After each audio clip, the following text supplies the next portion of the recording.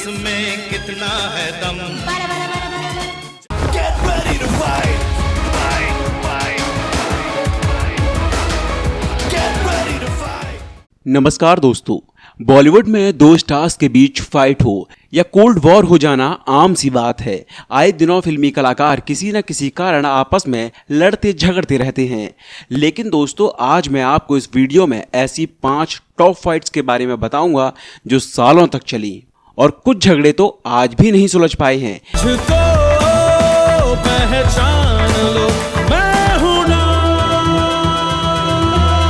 यकीनन ये बहुत ही इंटरेस्टिंग वीडियो होने वाली है, तो लास्ट तक हमारे साथ बने रहिए।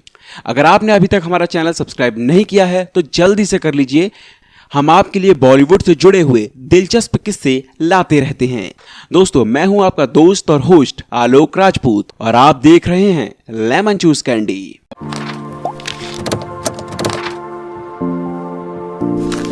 बास हुकुम का इक्का बास, अल्लाह का ज़िक्का बास, और जवाब लिखा बास। तो सबसे पहली फाइट है धर्मेंद्र और विनोद खन्ना की, जिसमें अमृता सिंह की वजह से धर्मेंद्र से विनोद खन्ना भिड़ गए थे और उन्होंने धर्मेंद्र का कॉलर तक पकड़ लिया था।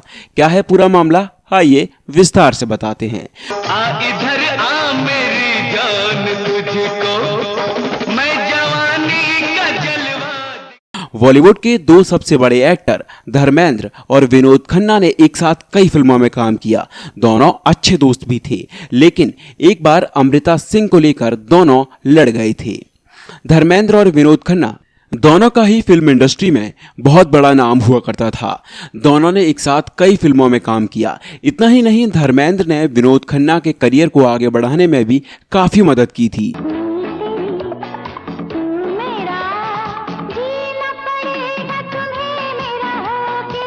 इसी वजह से विनोद खन्ना भी उन्हें अपने बड़े भाई की तरह मानते थे।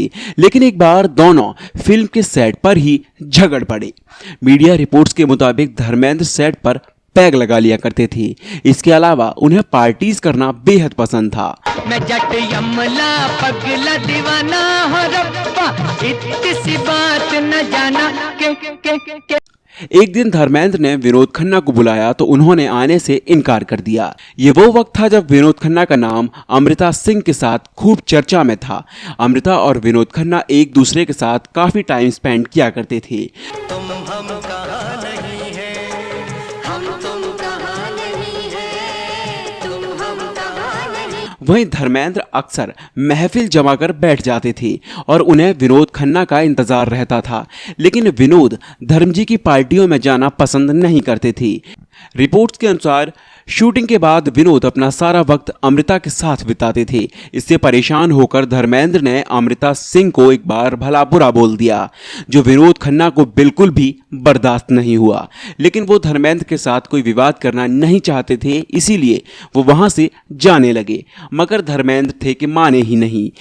इसके बाद अमृता सिंह को लेकर उस वक्त विनोद खन्ना और धर्मेंद्र के बीच तीखी बहस हो गई और ये बहस इतनी बढ़ गई कि गुस्से में धर्मेंद्र ने विनोद खन्ना को धक्का तक दे दिया था, जिसके बाद विनोद गुस्से में उठे और उन्होंने धर्मेंद्र का कॉलर पकड़ लिया।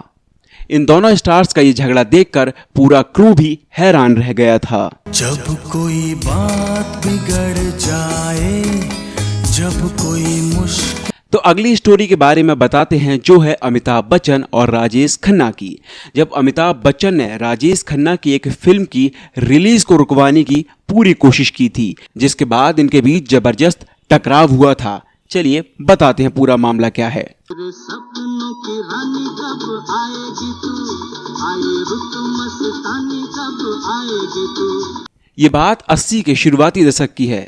निर्देशक दसारी नारायण राव राजेश खन्ना को लेकर एक फिल्म में काम कर रहे थे, जिसका नाम था आज का एमएलए राम अवतार। वहीं निर्देशक टी रामाराव अमिताभ बच्चन के साथ एक फिल्म इंकलाब की शूटिंग कर रहे थे।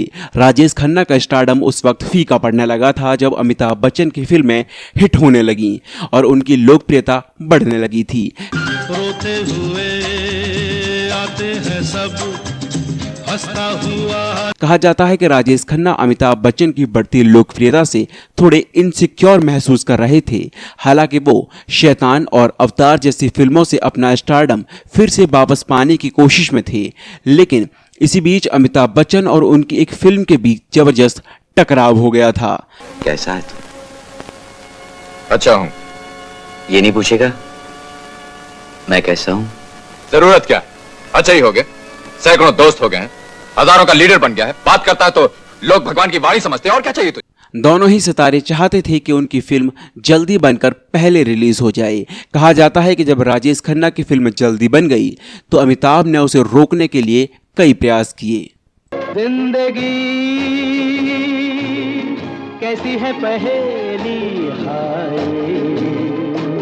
दरअसल फिल्म की शूटिंग के बीच में ये खबर फैल गई थी कि दोनों ही फिल्मों की कहानी मिलती जुलती है। इस खबर के सामने आने के बाद अमिताभ और राजेश खन्ना परेशान हो गए। दोनों को ही अपनी फिल्म पिट जाने का डर सताने लगा था। इस बात को लेकर राजेश खन्ना, जो कि फिल्म के सेट पर हमेशा ही देर से आने के लिए मशहूर थे, जल्दी आने लगे। वो चाहते थे कि फिल्म की शूटिंग जल्दी खत्म हो जाए ताकि अमिताभ की फिल्म से पहले उनकी फिल्म रिलीज हो सके। मस्तानी मदहोश किए जा। इधर अमिताभ भी अपनी फिल्म की शूटिंग राजेश खन्ना की फिल्म से जल्दी खत्म करने की पूरी कोशिश में लगे हुए थे, लेकिन राजेश खन्ना आगे निकल गए और उनकी फिल्म बनकर तैयार हो गई, जिसके बाद उसे सेंसर बोर्ड में मंजूरी के लिए भेज दिया गया। लेकिन फिल्म को लंबे समय तक मंजूरी नहीं मिल सकी। कहा जाता है कि अमिताभ ने गांधी परिवार से अपनी राजनीतिक नजदीकियों का इस्तेमाल कर सेंसर बोर्ड पर दबाव डलवाया था। मुझे नौलखा मंगा तेरे ओसियां दीवाने, तेरे कदमों पे छलका दूंगी, जिससे फिल्म को मंजूरी नहीं मिल रही थी। इधर इनकलाब की शूटिंग भी पूरी हो गई, जिसके बाद उसे भी सेंसर बोर्ड में मंजूरी के लिए भेज दिया गया। लेकिन इसके एक सीन पर बोर्ड ने आपत्ति जताई, जिसके बाद उसे दोबारा शूट करना पड़ा।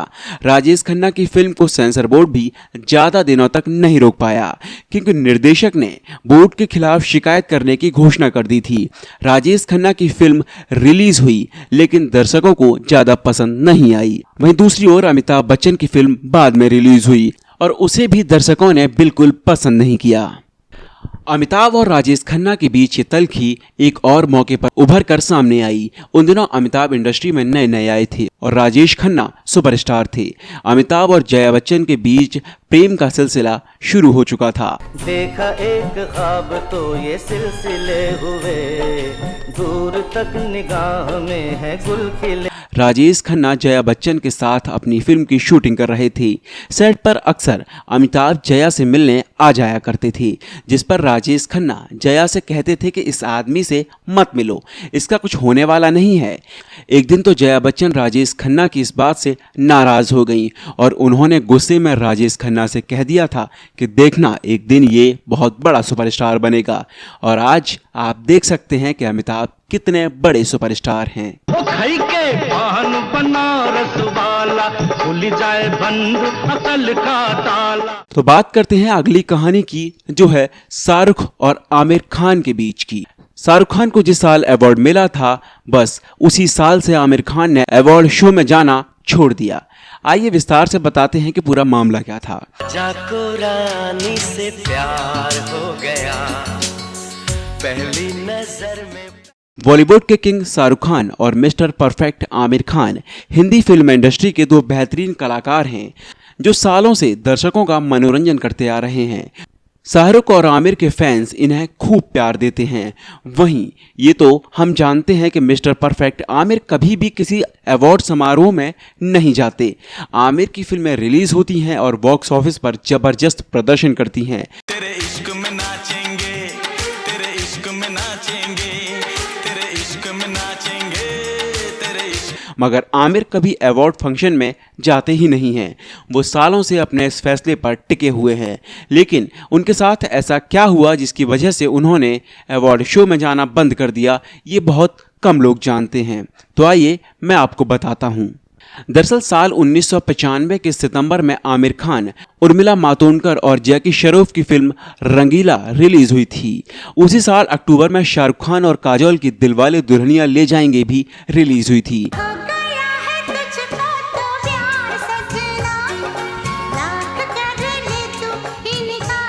जिसके अगले साल दोनों ही फिल्मों को फिल्म फेयर अवार्ड में नॉमिनेट किया गया। शाहरुख और आमिर खान को बेस्ट एक्टर की श्रेणी में नॉमिनेट किया गया। इस अवार्ड में आमिर खान पहुंचे। आमिर को पूरी उम्मीद थी कि बेस्ट एक्टर का अवार्ड उन्हें ही मिलेगा, लेकिन ऐसा हुआ नहीं, बल्कि बेस्ट एक्टर का अवार्ड शाहरुख खान को उनकी फिल्म दिलवाले दुल्हनिया ले जाएंगे के लिए मिल गया। पल रुका ख्वाबों का कारवां और फिर चल दिए तुम। वो दिन था और आज का दिन आमिर खान किसी अवार्ड फंक्शन में हिस्सा नहीं लेते। खबरों के अनुसार शाहरुख खान उस अवार्ड फंक्शन ऑर्गेनाइज करने वाली संबंधित मैगजीन से काफी करीबी थे, जिसकी वजह से यह अवार्ड आमिर को न मिलकर शाहरुख खान को मिला। बस इसके बाद आमिर ने अवार्ड समारोह में न जाने का फैसला लिया और आज तक वो अपने इस फैसले पर कायम है। चाहा है तुझको चाहूंगा हरदम। इतना ही नहीं, आमिर ने अपने एक इंटरव्यू में कहा था कि वो अवार्ड्स पर यकीन नहीं करते।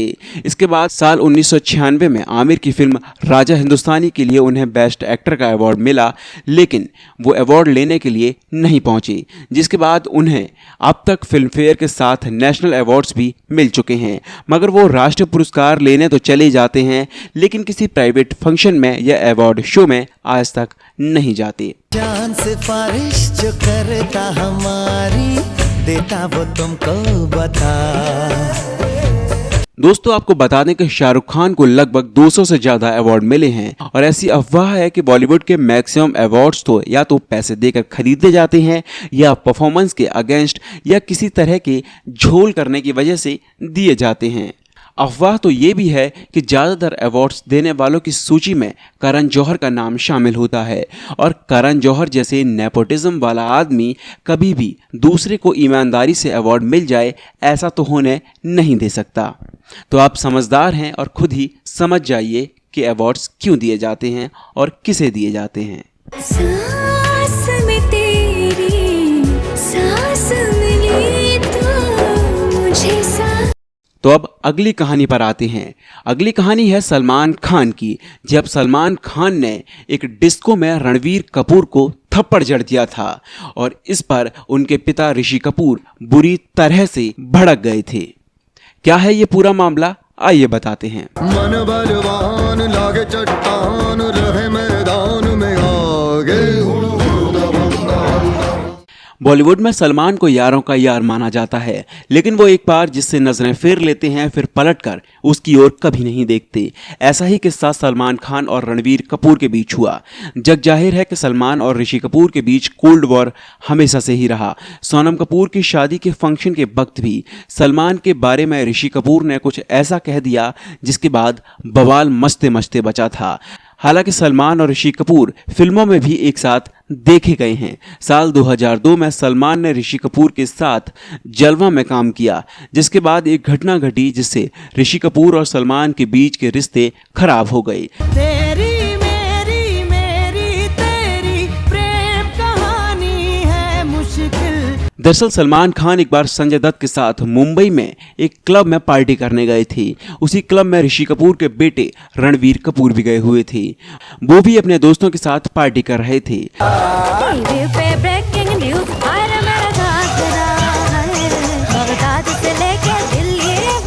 रणवीर तब किसी बॉलीवुड फिल्म में नहीं आए थे।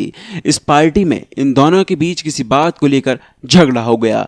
झगड़ा इतना बढ़ गया कि सलमान का गुस्सा कंट्रोल से बाहर हो गया और उन्होंने रणवीर कपूर को एक जोरदार थप्पड़ मार दिया। इस बीच सलमान के साथ आए संजय दत्त ने माहौल को संभालने की कोशिश की। उन्होंने सलमान और रणवीर को समझाने की कोशिश की कि वो दोनों बॉलीवुड की बड़ी फैमिली से बिलोंग करते हैं। पब्लिकली ऐसा करना दोनों के लिए ठीक नहीं है, लेकिन इस बारे में खबर सामने आने लगी और सलमान के पिता सलीम खान को इस बारे में खबर हुई। इसके बाद सलमान के पिता ने उनकी इस हरकत के लिए ऋषि कपूर से माफ़ी मांगी। खबर ये भी है कि उस वक्त सलीम खान ने सलमान खान से कहा था कि वो ऋषि कपूर के पास जाएं और उनसे माफ़ी मांगें, लेकिन सलमान ने ऐसा करने से साफ इनकार कर दिया था। जिसके बाद सलमान के पिता ने ऋषि कपूर से इस घटना को लेकर सलमान के बिहाफ पर माफ़ी मांगी थी। 12 महीने में 12 तरीके से तुझको प्यार जताऊंगा रे। हालांकि सलमान बाद में रणवीर कपूर की फिल्म अजब प्रेम की गजब कहानी में भी नजर आई थी। उस फिल्म में सलमान खान की करीबी कैटरीना कैफ भी शामिल थीं। सबको लग रहा था कि अब रणवीर और सलमान के बीच सब कुछ ठीक है, लेकिन बाद में मामला और खराब हो गया क्योंकि कैटरीना का झुकाव रणवीर की तरफ ज्यादा होने लगा था। ऐसे कई मौके आए जब सलमान ने रणवीर को लेकर इनडायरेक्ट सुनाया भी, जैसे करण जौहर के शो में रैपिड फायर राउंड के दौरान सलमान ने रणवीर कपूर को पपी तक कह दिया था। पान में पुदीना देगा, नाक का नागिना देगा, चिकनी चमेली देगी, चिकना कमीना देगा, चांद ने चिडर होके चीट किया तो सारे तारे। तो दोस्तों, ये थी बॉलीवुड से जुड़ी कुछ टॉप मोस्ट फाइट्स। तो ये स्टोरी आपको कैसी लगी हमें कमेंट्स बॉक्स में लिखकर जरूर बताइए।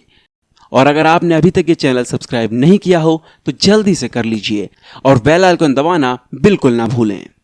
अब दीजिए मुझे इजाजत। नमस्कार।